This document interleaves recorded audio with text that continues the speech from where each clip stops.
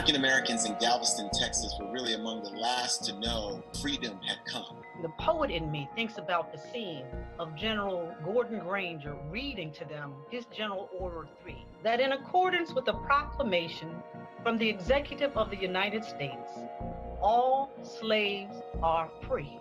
I think that it's really important that we focus on that day on African American, not just achievement, but also resistance. And you see that right now in the uprisings around the country. And I think it's taken on a particular poignance this year. The Emancipation Proclamation had gone into effect January 1st, 1863. This Union General was making his announcement on June 19th, 1865. And so in a way, Juneteenth also admits to a delayed freedom, that it took too long for us to be free.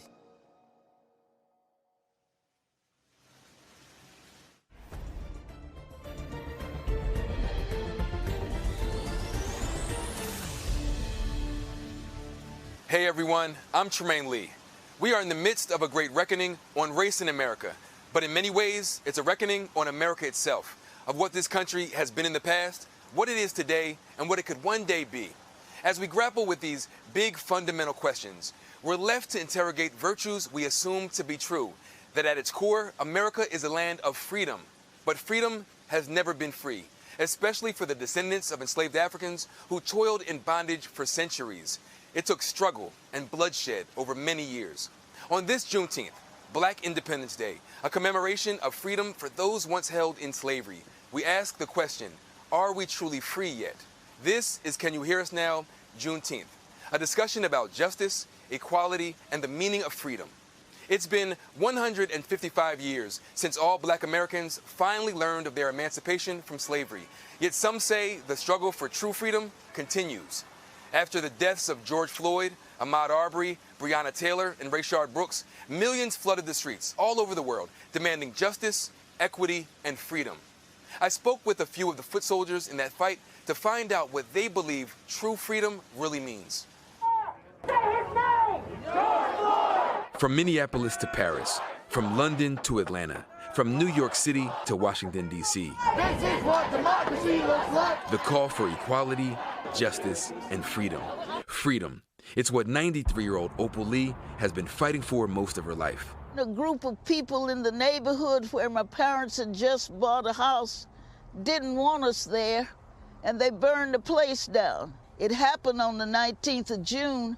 That date, June 19th, or as some call it, Juneteenth, Black Independence Day.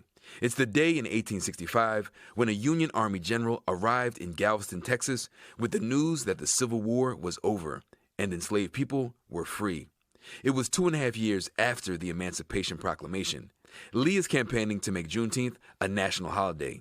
Each year, she walks 2.5 miles, symbolizing the time it took for all Black people to get their freedom. Do you ever get tired of just having to push and having to fight? No!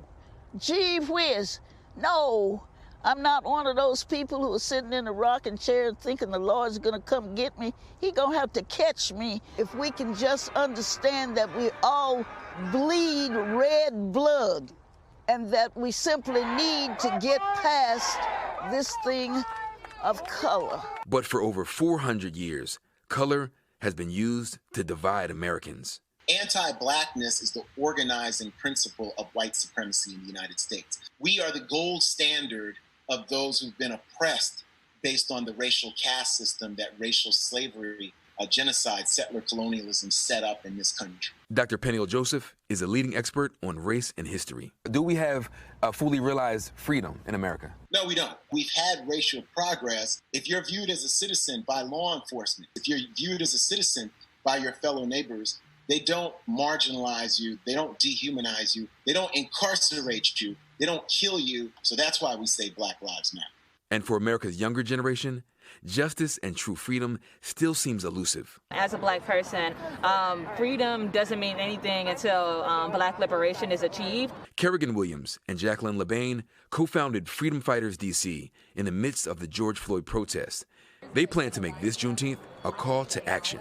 How important do you think it is for Black folks and white folks to come together in this moment? It can't just be Black people fighting for Black people. It needs to be all people fighting for Black people. And Opal Lee is glad to see a new generation rising. I'm delighted with what the young people are doing. I'm not wishing I was younger, but hey, I'd like to be out there in the middle of it. With me now is Dr. Peniel Joseph, founding director of the Center for the Study of Race and Democracy. Tiffany Crutcher is the twin sister of Terrence Crutcher, who was shot and killed by a police officer in Tulsa, Oklahoma in 2016, and is now the founder of the Terrence Crutcher Foundation. Anna Deavere Smith is an actor and playwright. And author, retired Army captain, and CEO of Robin Hood, Wes Moore. Thank you all for joining me. Dr. Joseph, I want to go back to this notion of freedom. Black folks have certainly fought for it. But what is true freedom in this American context? Have we achieved it? And if not, why not? Well, we have yet to achieve true freedom. Dr. Martin Luther King Jr. struggled his whole life for radical Black citizenship, and Malcolm X talked of radical Black dignity. And King defined citizenship as not just the absence of racial oppression and racial segregation. He defined citizenship as the appearance of health care, decent housing, and really a guaranteed income. And that's what the Poor People's Campaign was about. So to achieve citizenship, we have to not only get rid of thousands of racist policies and transform systemic racism in this country, we have to actually have the appearance of anti-racist and racial justice policies. And for Black people, that means very simple things. It means the ability to accumulate wealth, to have income, to have housing, to have health care, and really to have safety and security, and not in the way we think about the criminal justice system, which has incarcerated and punished and demonized Black people, but safety and security to have investment in communities, to have mental and physical wellness for our children, to have access for our LGBTQ communities, to say that Black women's lives matter, that Black trans women's lives matter. So it really means both the end of racial oppression, but the appearance of institutions that are both anti-racist and are promoting racial justice in every facet of their being. Wes, Dr. Joseph talked about Malcolm X there, and I want to talk to you about the idea of racial progress. Malcolm X once said that stabbing someone in the back and pulling the knife out 2 inches isn't actually progress. Progress is removing the knife and then beginning the healing process. Where are we in terms of that process? And metaphorically speaking, is the knife still in the back of Black America? The knife is absolutely still in the back of Black America. I mean, think about it, where according to the Federal Reserve right now, a Black family possesses a net worth of just shy of $18,000 compared to a net worth of $171,000 for a white family. So in other words, one white family has the net worth of 10 Black families. And that's not because these families worked harder. That's because of histories and structures and systemic racism that has been placed into all the frames within our large society. Race is one of the most predictable, one of the greatest predictors of outcomes across several areas within our society, and that is life expectancy, academic achievement, income, wealth, maternal mortality. And so if we're not willing to acknowledge the history of why these disparities exist, then there's no way we can actually begin to attack them with any real degree of sincerity. And so, yes, progress, when we talk about progress can also only be made if we're willing to acknowledge the history of why the progress has been so backwards and reverse in the way that these systems have been built. Anna, Wes talks about those economic disparities, and in so many ways, that's also been violent, right? The violent economic dislocation of folks. But when it comes to actual violence, Anna, this week marks 5 years since the Emmanuel Church massacre, and we're on the heels of a string of deadly police shootings. What role has police, vigilante, and white supremacist violence played in limiting Black freedom?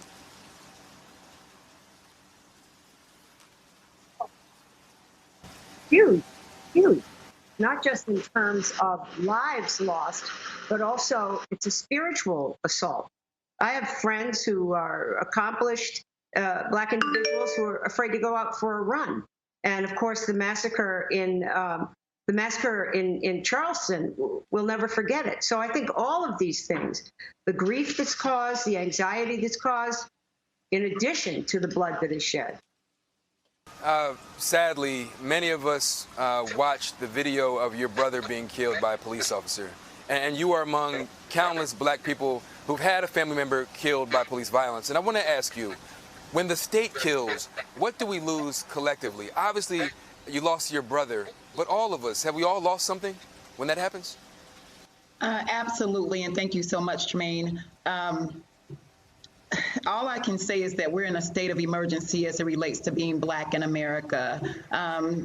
The past few weeks, they've been tumultuous, they've been triggering, and of course, they've brought back memories of what happened to my twin here in Tulsa, Oklahoma. And today, everyone from all over the country is touching down on Tulsa, Oklahoma to commemorate Juneteenth, and not only Juneteenth, but to continue the protest of George Floyd, Ahmaud Arbery, Breonna Taylor, and of course, my twin brother right here in Tulsa, Oklahoma. But you can't really talk about what's happening today in Tulsa, Oklahoma without reflecting back on what happened almost 100 years ago during the Tulsa Race Massacre. The same police culture, that same state violence that burned down Black Wall Street is the same state violence that killed my twin brother, and that's killing Black and brown people in America today. And so we all should be concerned. When we think about the systems that bind us, and you think about whether it's access to health care, whether it's criminal justice and police violence, Black folks are trying to move through these systems. And one of those systems that we've been grappling with for a very long time is the political system, the electoral system. And we're in an election year, one with really high stakes. And there's already concern about voter suppression efforts. And I want to ask each of you, can we vote our way to freedom? Wes, let's start with you.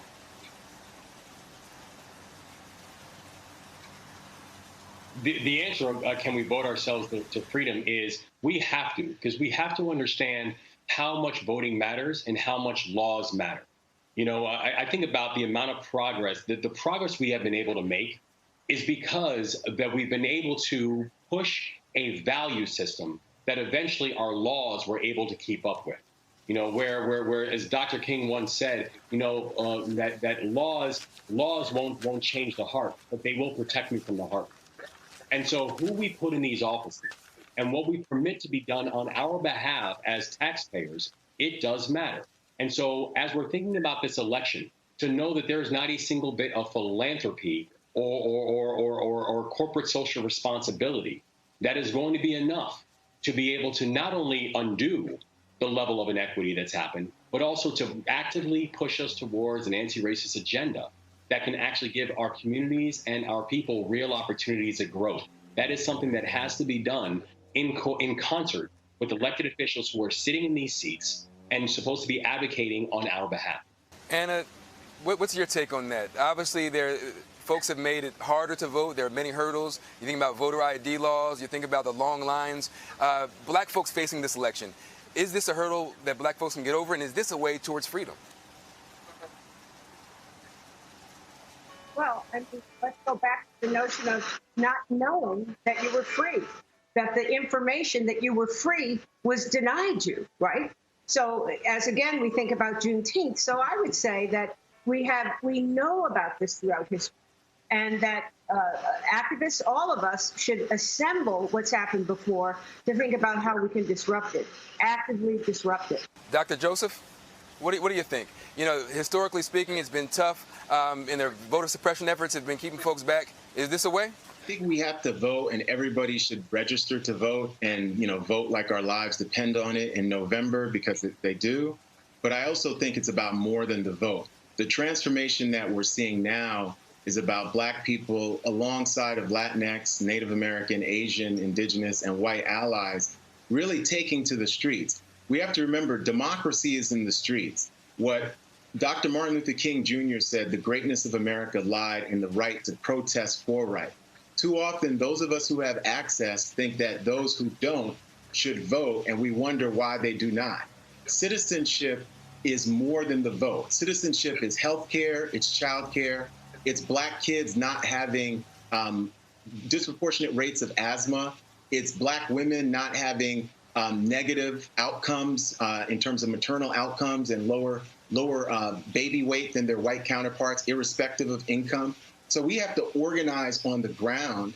We have to love each other. We have to convince different institutions locally to have deep empathy for Black lives. And when we think about the Black Lives Matter movement and the policy agenda of a movement for Black lives, they talked about policies that were not just dependent on the voting, but depending on all of us reimagining American democracy and making racial justice the beating heart of American democracy. So yes to voting, but we need to transform food deserts. We need to end racial segregation in our public schools and in our neighborhoods. And we need to have guaranteed income and health care and housing for all Black communities in the United States. So we don't have just archipelagos of prosperity in the Black community and vast, searing racial wildernesses of disadvantage and police brutality and incarceration and premature death of Black communities. So voting is a part of this, but until we educate and feed and house and clothe and employ every single member of that community, they're not going to use the voting rights that have been suppressed since 2013.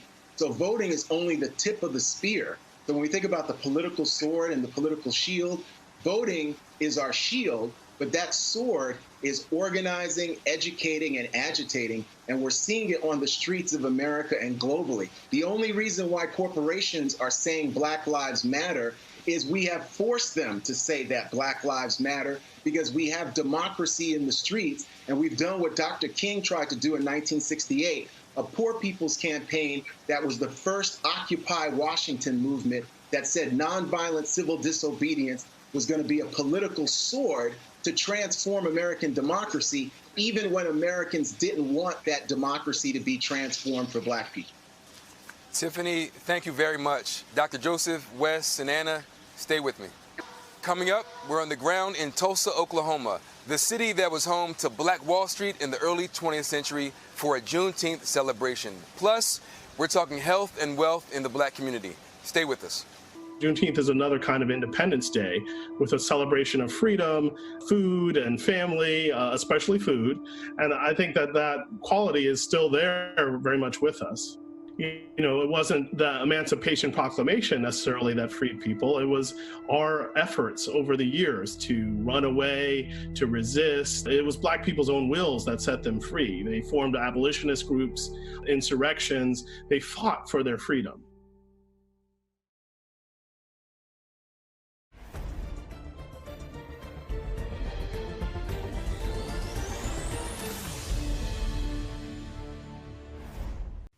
Hey, NBC News viewers, thanks for checking out our YouTube channel. Subscribe by clicking on that button down here and click on any of the videos over here to watch the latest interviews, show highlights, and digital exclusives. Thanks for watching.